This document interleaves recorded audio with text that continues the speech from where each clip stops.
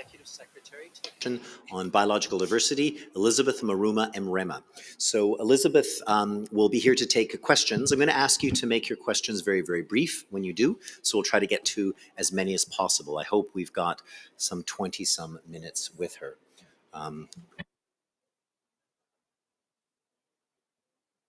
So we will go straight to questions, so we'll know what it is. So we have microphones. The attendants in the room, please be available. Can we have some hands raised for the first questions? I'll take the first question from right up front. Give a microphone here. Thank you so much, David and Elizabeth. Juan Mayorga from Mexico. We were discussing last week that there were no expectations of going on extra times in this convention, imitating the UNFCCC. So are we still confident on that affirmation?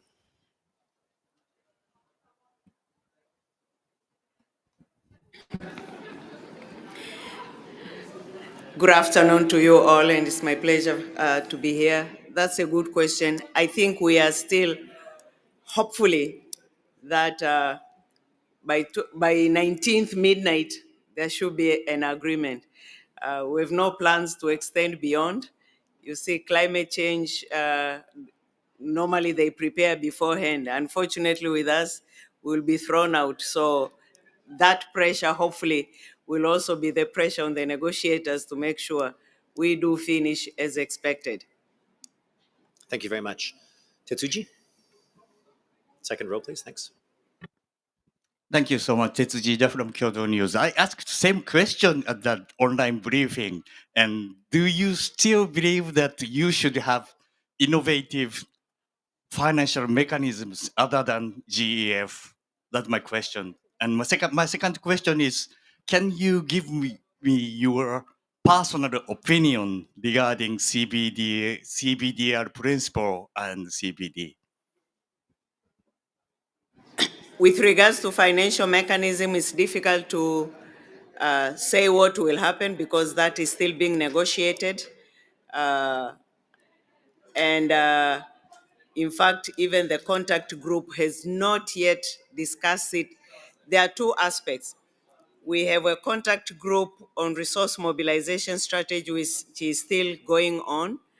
And then within the global biodiversity framework, there are also draft targets regarding financial flows, subsidies, and increasing resources for implementation, which include the entire package of means of implementation, capacity building, technology transfer, and the like.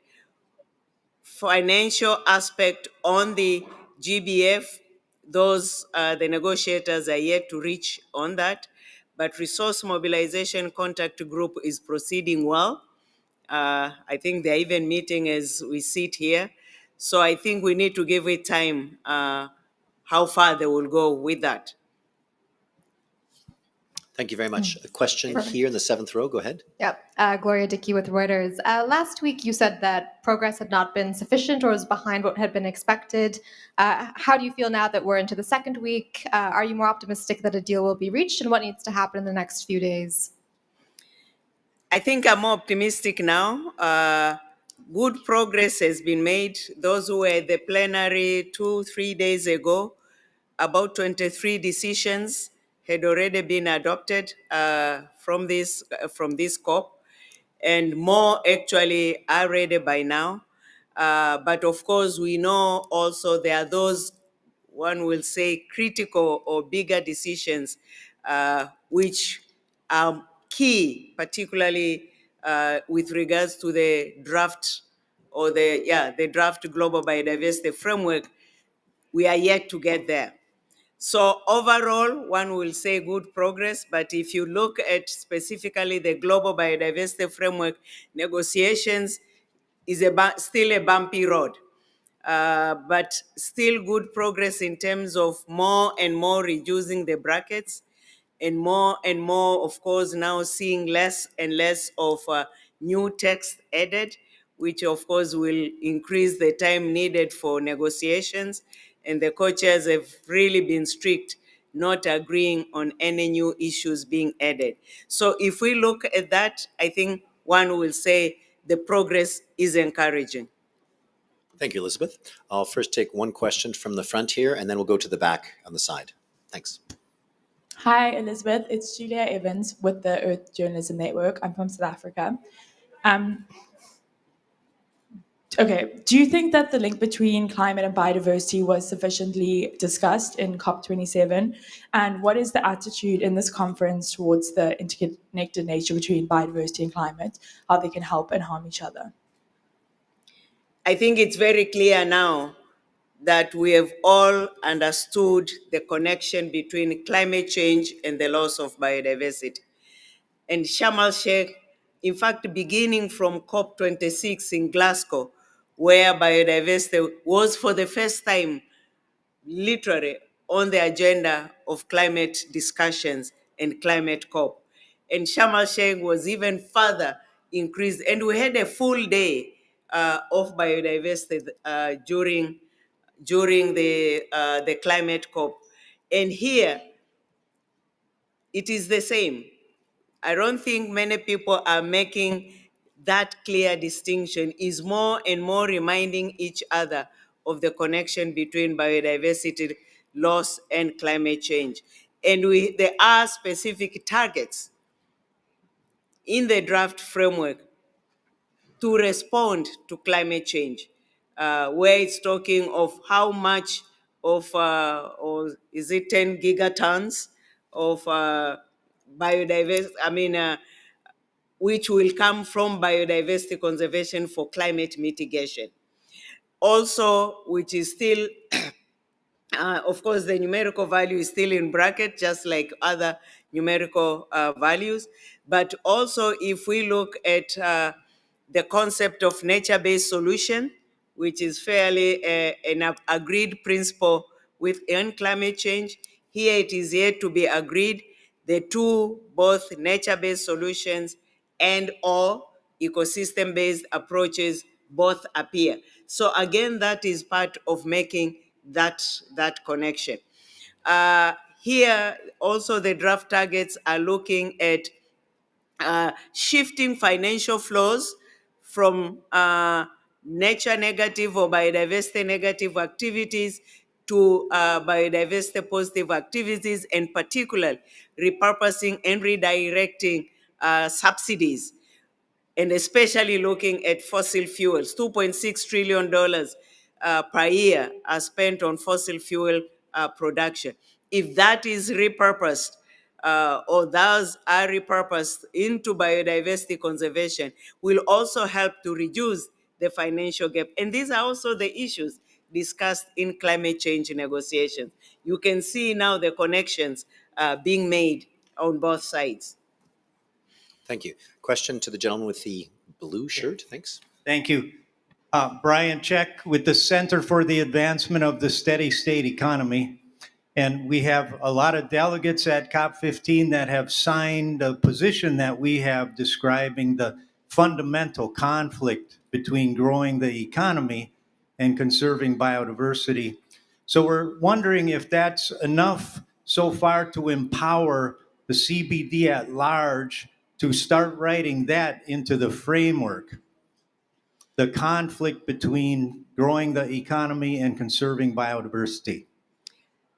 I will not take it as a conflict. I think the challenge which is there is to balance conservation and development or economy.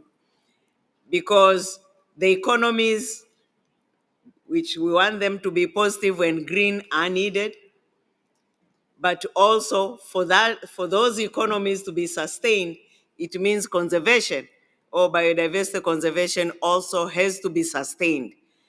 And if the economists are reminding us that half of the global GDP is dependent on biodiversity, clearly that will only come as the result of conserving and protecting and restoring that biodiversity. So that's why I'm saying what we need to really focus on is how do we balance conservation and development, economic development, and not treating them as one is in conflict with the other. Great, thank you, Elizabeth. I'd like to remind people that this is a press conference for media representatives, and if you're from an observer organization, you're not the media, you'll have other forums to speak of matters. Thanks. Can I have questions forward here? I'll take the question from the second row over here. Good afternoon, Jacob Serban, the Canadian Press. Mrs. Mrema, you mentioned a moment ago that it's on the Global Biodiversity Framework. It's been a bumpy road, the negotiations. What have been some of those bumps in the road? What's sort of keeping us from reaching a deal here? One, of course, we need to see that framework being as ambitious and transformative as expected. And therefore, when I say bumpy, one looks at the brackets. So if those brackets will be removed and probably the content watered down, then we might miss the ambition, one. But two, there are issues which might take a while to reach agreement. All the numerical values of the targets which are needed to monitor progress as we go along with the implementation are still bracketed. Are we talking 50% reduction of extinction of species? Is it 50% to reduce pesticides and the like? They are all still in brackets. Negotiators still also have to agree on the means of implementation.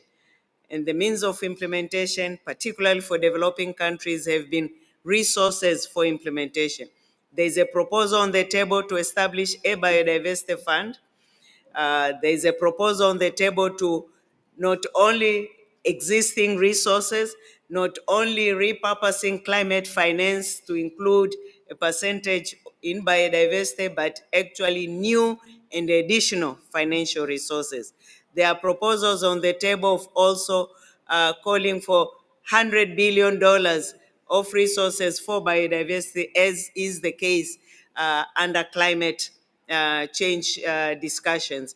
And again, making the connection. If climate change is so important and that climate change solution comes from biodiversity, and therefore biodiversity is equally important like climate change, then those proposals are on the table. So those discussions will be difficult and are still on. And then there is one issue of digital sequencing information for genetic resources. Much as is not, strictly speaking, part of the framework, but of course, for many or a number of delegations, they've connected the two. And it's because, again, also with the digital sequencing, is the question of access to resources and fair and equitable sharing of the benefits. And therefore, again, question of resources are there. And when we talk of resources for implementation, then DSI becomes also part of that package. Great, thank you very much. To take Stella, because she asked a question or was ready to ask a question earlier. Thanks, Stella. Thank you, David. Ms. Maruma, can you just help us understand? First of all, I'm Stella Paul from Interpress Service and also Artist Journalism Network. So if the Global Biodiversity Framework is adopted on the 19th, but US is still not a party to CBD, how is it going to work? If you can help us understand. The second thing, the COP16 is going to be, the presidency is going to Turkey, the only country which has opposed 30 by 30. So what message are we supposed to take away from that? Thank you. Yes, US is not a party to biodiversity convention, but we know US at national level and even at global level, even here, do participate in all the discussions related to biodiversity issues. And if you may recall, even a number of pronouncements from President Biden on US appointing a special advisor just in October in readiness for this COP, a biodiversity coordinator, or which name do we call Monica Medina. So We know, and US, even during negotiations, normally will begin, or the floor will be given to parties, then it goes to non-parties, and that has normally been the US, and then to other stakeholders. And US has been constructive in terms of proposals being made during the entire process of negotiations. So personally, I'm not worried at all, because we know when the framework is adopted, actions will move from the global level to national level, and actions will be at national level. And this is where effective implementation and really dealing with the drivers of the biodiversity loss comes in. And we know at national level, also in the US, actions are taking place. So she asked about Turkey. Turkey, the 30 by 30 is not yet agreed. We know many countries are in favor of that. Yes, it appears in the framework, but it's still in bracket. So it's yet to be agreed. 1, 2, Turkey offering to host the 16th COP did not happen at this COP. It was actually before Egypt. So before Egypt, we already knew Egypt will offer, followed by China, followed by Turkey. So this was decided long ago, even before the issue of 30 by 30 even was at the agenda. And that's actually the background. And that has nothing to do with what will be decided here. Good, thank you. I'll take a question from this side. Gentleman in the third row. Hi, You should go I am behind also. Diwakar from Online Cover Nepal and also the Earth Journalism Network. So far we have talked a lot about the brackets. So as of now, how many brackets are there in the framework? And is there any chance of increasing the number? Thank you. The brackets are reducing every day. Every day the contact group meets, the brackets are reduced. I know in June we had over about 1,820. At the end of, and then by September, at least the work of the informal group had reduced by 40%. Unfortunately, when the working group met the first week of this month before COP, instead of reducing, they had increased, and we had gone to about 400.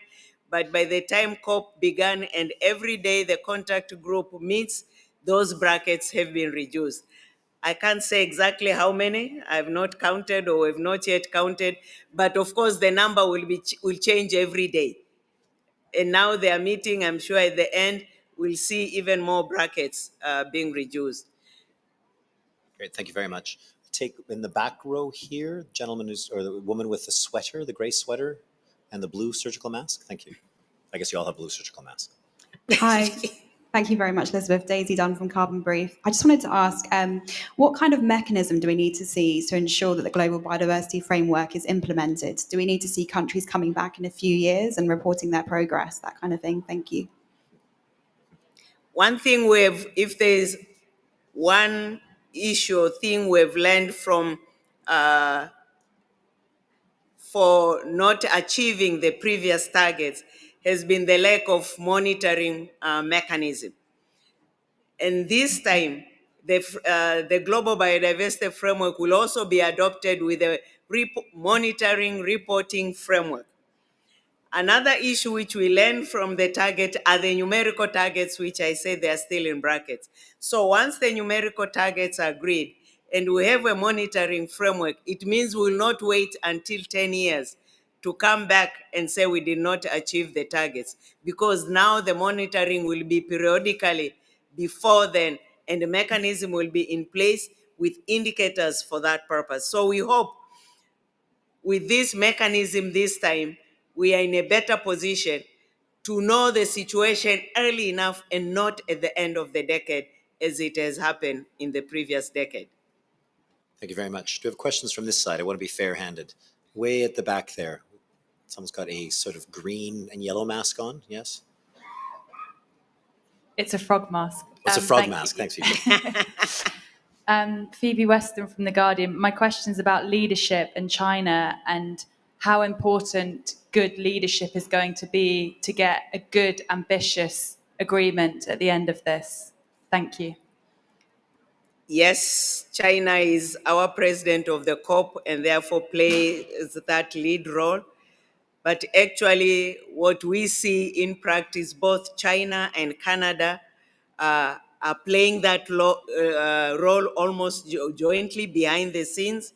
The ministers have been meeting virtually almost every other day just to take stock of how the negotiations go and already strategizing how they can continue to lead this process moving forward. So we are seeing good leadership. It's because we may not see it because now is mostly the different contact groups, friends of the friends meeting. But behind the scenes, I can tell you a lot is happening, led by China as well as by Canada. Thank you very much. We have a question in the third row, the woman in the beige orange sweater. Hi, it's Kate Allen from the Toronto Star. I'm just following up on that question. If the last set of targets were the Aichi targets, then what will these be named? If Montreal targets? If the last set of targets were Aichi targets, what will these ones be named? Montreal or? We don't know yet. That will have to be an agreement, has not yet been discussed. It's still in brackets. Not discussed at all. I don't think there even are text in brackets. I'll take questions from over here. I'm going to take the gentleman in the black sweater there first. Hi, my name is Shakur Rathar. I'm from Press Trust of India and part of Earth Journalism Network. So my question is, how is the discussion on DSI being the part of access and benefit sharing going right now? In fact, going on very well. I will say unexpected. DSI negotiations are more advanced than the Global Biodiversity Framework. There is an emerging agreement. We have to see if it will remain, of one will say a two-pronged approach in terms of agreeing principles now, but continuing the negotiations to be able to take firm agreement at the next COP.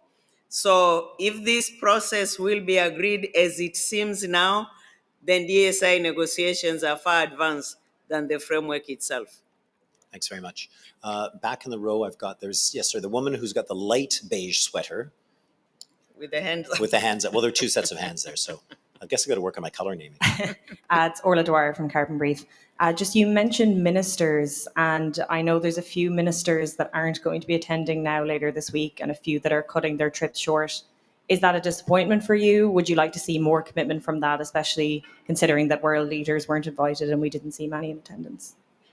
No, we have many ministers. We will have about 130 ministers and about over 40 level of deputy and vice ministers.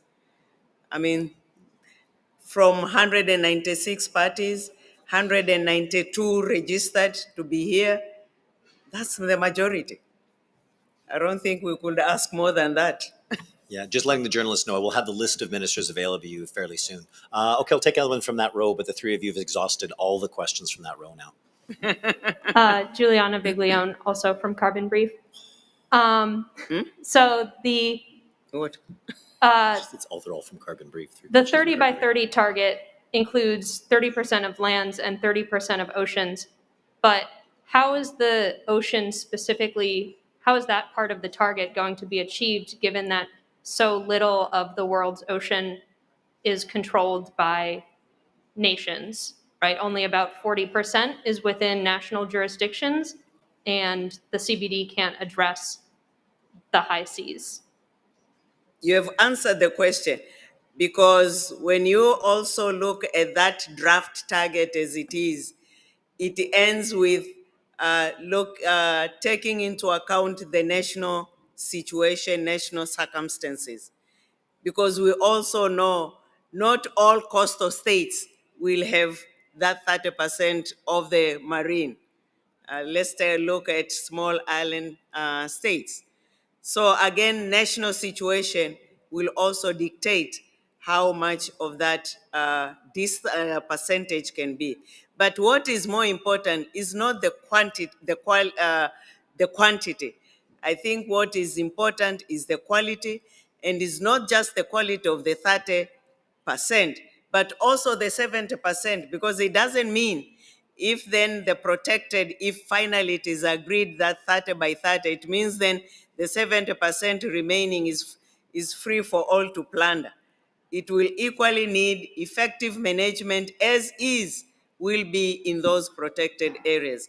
And it is important to ensure that. One. Two, I know many seems to be focused on the 30 by 30 as probably the key outcome of this, of the global biodiversity framework. For me personally, that is just one target. We need all.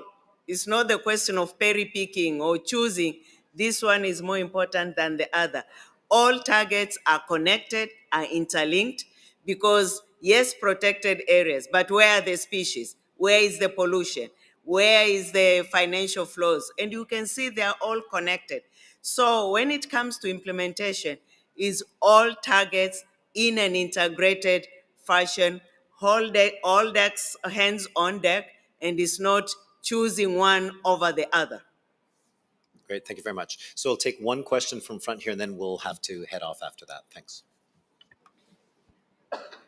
Thanks, David. Thanks, Elisa. So this is Ferminco from China Dialogue. I have one question specifically focused on food systems and agriculture. I was wondering how the discussions on that are progressing. I know there's a lot on brackets at the moment, but have you seen any indications of progress about that so far? Thanks.